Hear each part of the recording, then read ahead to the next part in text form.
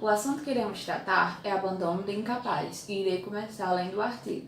O artigo que trata sobre abandono de incapaz é o artigo 133 do Código Penal e ele diz que abandonar a pessoa que está sob seu cuidado, guarda, vigilância ou autoridade por qualquer motivo incapaz de defender-se dos riscos resultantes do abandono. Irei frisar algumas palavras que são importantes nesse artigo, que são cuidado, guarda, vigilância ou autoridade. E esse incapaz também, ele tem que ser incapaz de defender-se dos riscos resultantes do abandono. E a pena para isso seria a pena de detenção de 6 meses a 3 anos. Perigo para a vida ou saúde da vítima, ou seja, o abandono ele tem que causar perigo para a vida da vítima ou a saúde da vítima, né?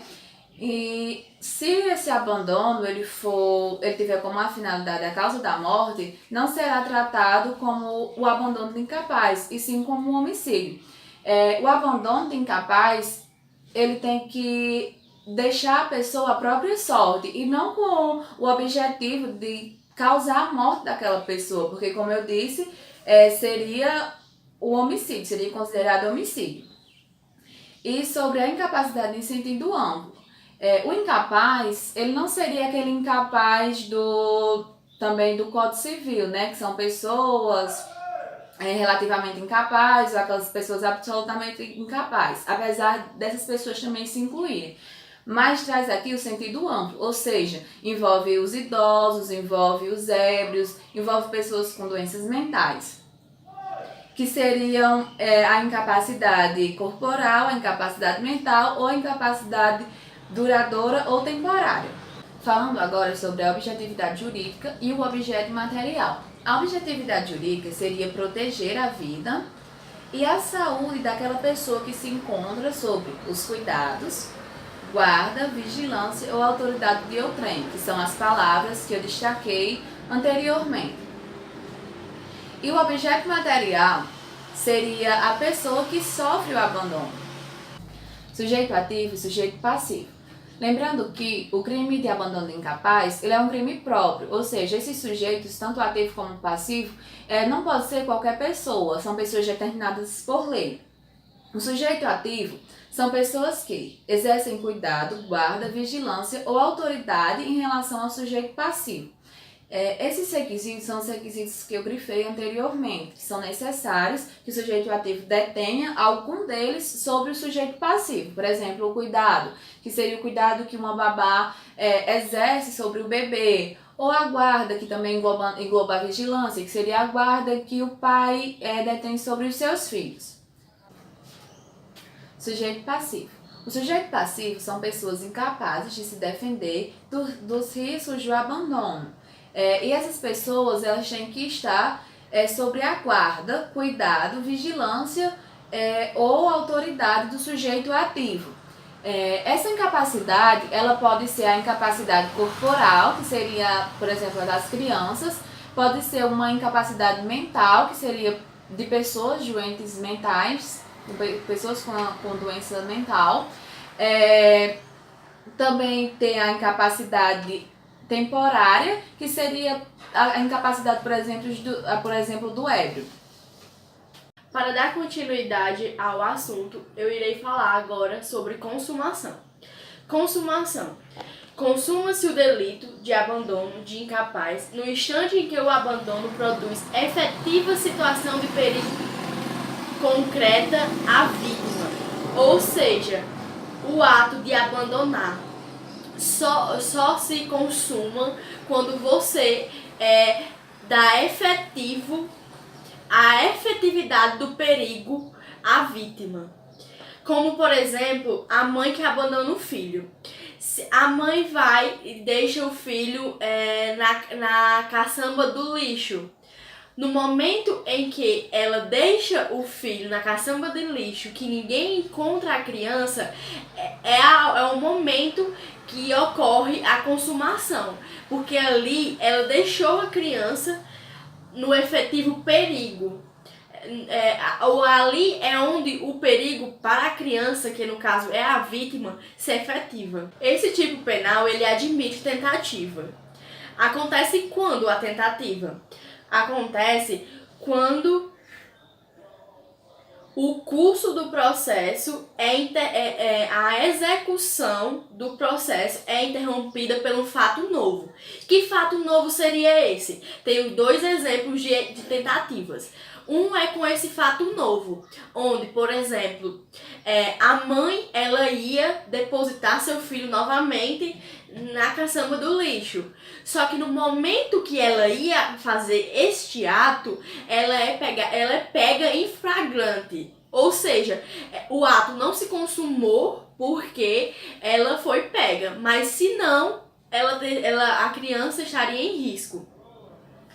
E o segundo exemplo é também a mulher que abandona a criança na caçamba do lixo. Mas dessa vez, ela não foi pega em flagrante por uma autoridade policial. E se a criança, não deu tempo a criança correr risco de vida, porque ela foi resgatada por alguém. O elemento subjetivo do tipo é o dolo. Ou seja, a ação ou omissão de abandonar um incapaz. Essa ação, ela não precisa, esse abandono, ele não precisa ser permanente, pode ser um abandono temporário. E omissiva. Comissiva é quando eu vou a um lugar específico abandonar o incapaz. Como, por exemplo, a criança. Eu vou para aquele lugar destinado a abandonar ela naquele local.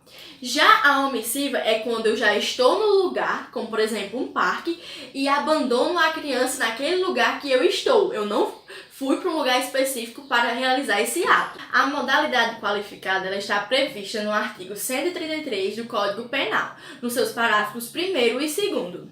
No parágrafo 1º diz: se do abandono resulta lesão corporal de natureza grave, pena de reclusão de 1 a 5 anos.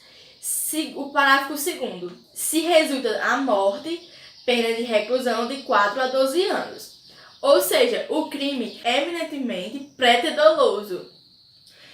Aí, assim, o perigo, a pessoa expõe o incapaz a um perigo concreto, mas ele só queria abandonar o incapaz. O objetivo dele não pode ser, nessa categoria, matar ou lesionar a pessoa gravemente, o incapaz. O seu objetivo tem que ser unicamente abandonar o incapaz. Caso ocorra, porque abandonando o incapaz, assume-se o risco. Caso ocorra uma dessas situações do parágrafo 1º e 2º, ao aumento de pena. Ou seja, no primeiro momento, há o dolo do agente, pois ele queria abandonar o incapaz, mas ele assumiu o risco de causar algo maior, porque ele colocou o incapaz em perigo de vida, e assim ele assumiu o risco. Mesmo que ele não queira, ele assume o risco. E assim, caso ocorra a morte ou a lesão grave, será a junção do dolo no primeiro momento, que é o abandono, mas a culpa, que é no caso o que ocorreu sem que ele queresse, mas ele assumiu o risco. Eu vou falar sobre as causas de aumento de pena que estão presentes no artigo 133 do Código Penal, no parágrafo 3º, em seus incisos 1, 2 e 3. No primeiro inciso, ele fala que se o abandono ocorre em lugar ermo. O que seria um lugar ermo? É um lugar onde é de difícil acesso, onde se abandona a vítima lá e passam poucas pessoas. É pouco provável de que alguém vá ajudar essa pessoa por ser um lugar onde é abandonado. Já na segunda hipótese é que se o agente é ascendente ou descendente, cônjuge, irmão, tutor ou curador da vítima.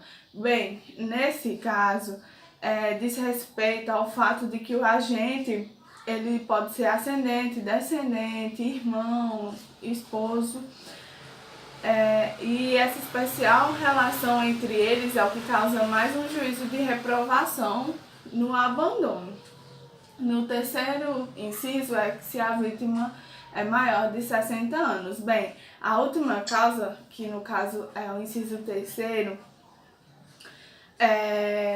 foi criada pela Lei 10.741 de 2003, que dispõe sobre o Estatuto do Idoso.